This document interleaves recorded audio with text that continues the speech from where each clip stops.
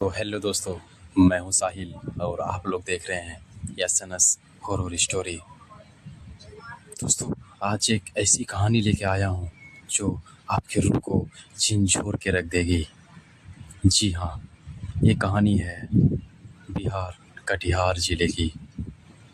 जी दोस्तों, दिल थाम के बैठिए और इस कहानी को सुनिए, बिल्कुल दिल को दहला देगी। कटिहार जिले में एक गांव है जिस गांव का नाम है मधेली। और इस मधेली गांव में एक राहत नाम का लड़का रहा करता था और उनका पूरा परिवार था। परिवार में बस उनके पिता और उनके माताजी ही थे। उनके पिता एक स्कूल के टीचर थे और उनके माताजी भी एक स्कूल की टीचर थी। इसी कारण जो है दोनों, उनके माता और उनके पिता दोनों ही लगभग 9 साढ़े 9 बजे तक डेली स्कूल अपनी ड्यूटी पे निकल जाते थे, क्योंकि टीचर थे तो जाना ही पड़ता। और राहत लगभग 13-14 साल का लड़का था। इसलिए जो है उनके मम्मी को या फिर उनके पिता को ऐसा लगता था कि क्यों उनको लेके जाएं और वो अपने करियर पे ध्यान दे, पढ़ाई करे अपना।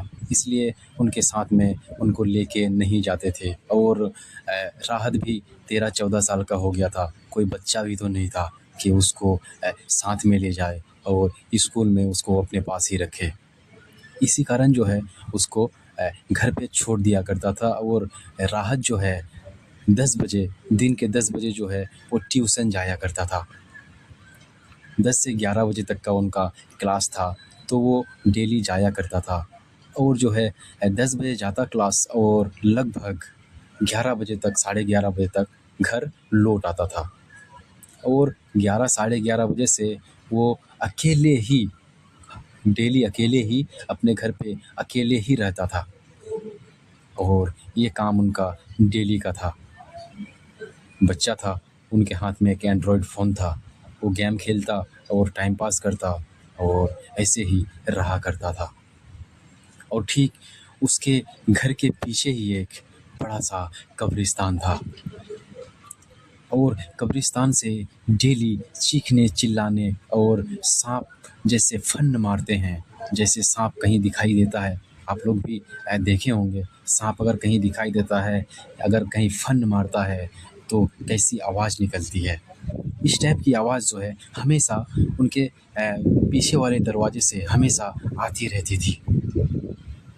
और राहत के माता पिता को ये चीज़ पता था, लेकिन वो सोचता था कि चलो कोई बात नहीं, आता ही होगा तो क्या ही कर सकते हैं, जब ऐसी जगह पे अपने घर है तो रहना तो है ही।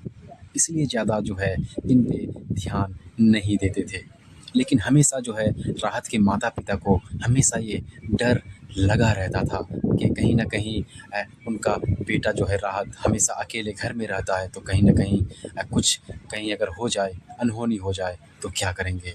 लेकिन मजबूरी थी, नौकरी भी तो नहीं छोड़ सकते थे। गवर्नमेंट जॉब थी तो नौकरी छोड़ना भी नामुमकिन था। इसी कारण से जो है अकेले वो राहत घर में रहा करता था। एक दिन जब उनके माँ और उनके पिता स्कूल चले गए, उसके बाद जो है राहत तैयार होके वो अपना ट्यूशन चला गया। और 11 साढ़े 11 बजे तक क्लास ख़त्म करके वो अपना घर लौट रहा था। घर लौटते ही उनको एक अजीब सी आवाज़ सुनाई दी, क्योंकि रास्ता जो था, सड़क बिल्कुल कब्रिस्तान के आगे से ही गुजरता था और उनके घर के पीछे ही कब्रिस्तान था। तो राहत जब वहाँ से गुजर रहा था तो राहत को कुछ ऐसी आहट महसूस हुई, जैसे कोई सांप उसके पीछे रेंगता हुआ आ रहा हो। पर बच्चा था, डरा, थोड़ा सिमटा, लेकिन वो डरते डरते घर तक आ गया।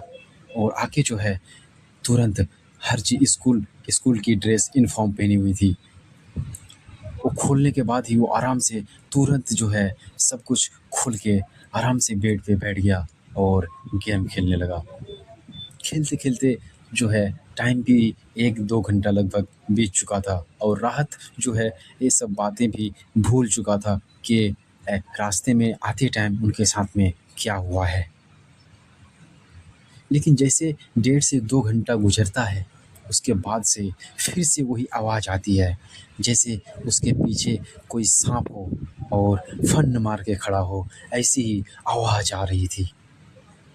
राहत बिल्कुल पूरी तरह डर गया और डर के जो है कंबल ओढ़ के सो गया। और जब उनके माता-पिता लगभग साढ़े 4-5 बजे जब घर आया, तो देखा उनका बेटा जो है राहत बेड पे लेटा हुआ है और इतनी तेज़ बुखार है कि बताया नहीं जा सकता। फिर जो है राहत को उठाया, उठा के पानी-वानी पिलाया और बोला, "बेटा क्या हुआ है? राहत बेटा बताओ तुमको हुआ क्या है? इतनी बुखार कैसे? तुमने हम लोगों को कॉल क्यों नहीं किया? मुझे कॉल कॉल क्यों नहीं किया? तुम्हारी मम्मी को कॉल क्यों नहीं की? आखिर क्या बात है बताओ?" तो पाप तो राहत बोले, "पापा ऐसी-ऐसी बात है, मैं जब क्लास से घर आ रहा था तो मुझे ऐसी आवाज़ सुनाई दी। उसके बाद फिर मैं घर आके मैं बेड पे गेम खेल रहा था और फिर से मुझे दोबारा वही आवाज़ सुनाई दी।" ये सुनते ही राहत के माता-पिता समझ चुके थे कि कहीं न कहीं वही चीज़ है जो आज पहली बार मेरे बेटे को दिखी है। लेकिन करता भी क्या? उनको उनका मजबूरी था उनको छोड़ के उनको स्कूल भी जाना ज़रूरी था क्योंकि उनका जॉब था।